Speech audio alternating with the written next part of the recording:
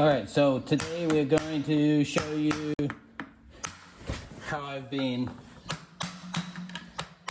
adding a leather wedge to a VersaGrip.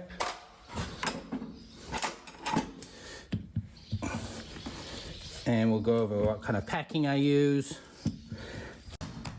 I truly find it amazing how good the foot looks when we pull a shoe and pad off with the different types of packing we use. This foot has a tendency to be a negative plantar angle, which means that it tends to be low in the heel, longer in the toe, tends to have the frog prolapse, and it has a bull nose at the front of the hoof wall. With shoeing this horse with frog support, raising the heel with a wedge pad, it has allowed me to manage this foot quite well. I've been happy with the results.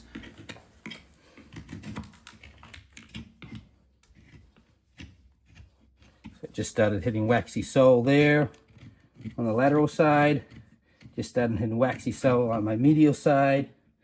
I'm going to follow it back, following my frog plane and sole plane.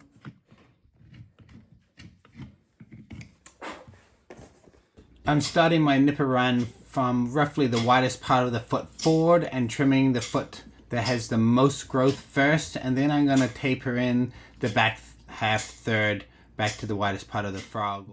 So when I get back to my heels here, one of the things that I do is I trim my bar, trim my heel, and then trim the other part of my heel. And that way I have a nice smooth transition all the way back. I don't try to do it all in one nip.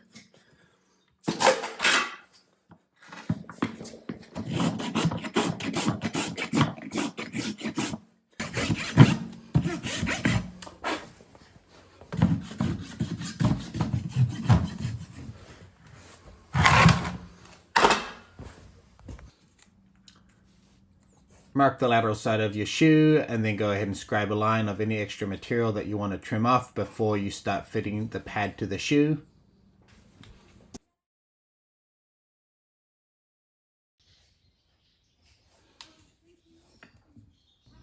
I'm mostly doing a map here to show you guys the parts of the foot that I'm looking at, the widest part of the foot, where I'd like breakover with tip of P3. And so I'm marking tip of P3 right now and transferring that line to my shoe as well as the widest part of the shoe. So when I take the shoe to my grinder, I'm not just randomly grinding off any extra material. Right here I'm safing my heels and tightening them up just a tiny bit, so when I fit it to the pad or the pad to the shoe, it's going to just have a nice seamless look. I'm going to go ahead and taper the sides of my shoes to make it easier to dry my nails. Now I'm going to add in breakover.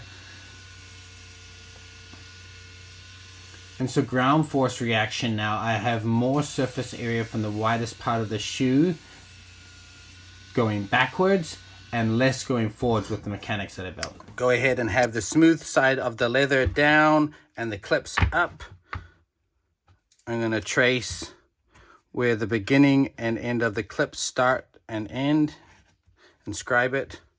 This is my lateral side of the shoe. Remove your mud guard so it's easier for your pad to lay flat on the shoe. These are iCar shears. I love them. They work really well.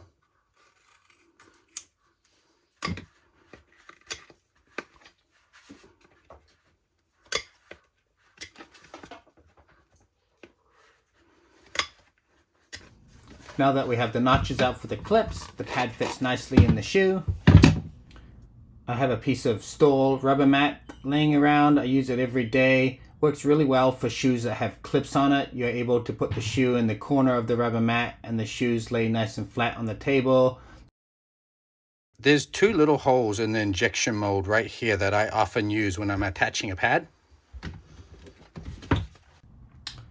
And what I'll do is use a small drill bit and drill through this little hole, through the rubber, through the leather pad. Now when I flip the shoe over, I can see where I need to put a little countersink, and this allows the screw to sit nice and flush or a tiny bit below the leather. I'm using a 3/4 inch screw. They're a wood screw. I'll get them from a cabinet shop. They're tricky to find, but that makes it really easy to attach the pad to the VersaGrip. And especially using the little hole in the injection molding, there's metal around it, so they sink in really well and don't strip out. Then I'll go ahead and use my small drill bit again and drill a pilot hole for my nail to get started. I kind of made a mental note of where I wanted my nail to go, and now I can trim my pad down to fit the shoe.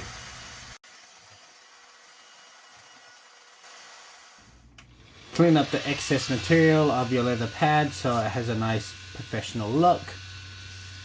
This is why I like to finish my shoe before I build my pad, is that way I can have the pad and shoe as close to fitting the foot as possible and not having to make a lot of modifications once I nail it on. Here's how it fits. I like it. I'm going to use Equine Care by Design, their clay, and place it in the commissures. Put in the sole, put a little bit in the central sulcus.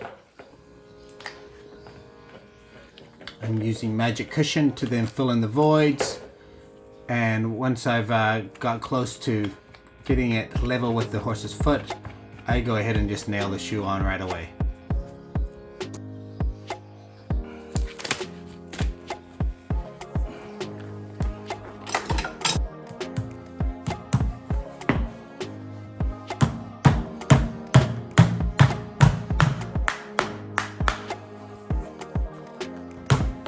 There we go, just dry.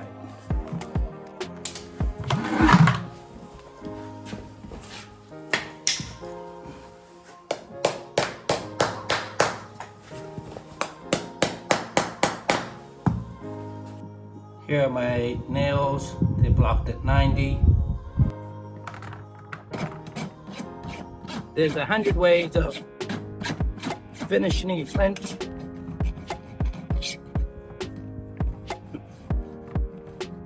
I use it with my Rasp, like the underscore just up to the nail head.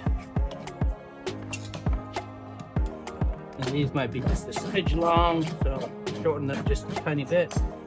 There we are.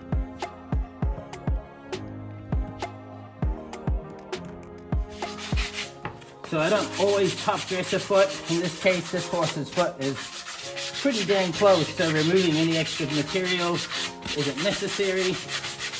So just a little sanding pad can sometimes be all that's needed.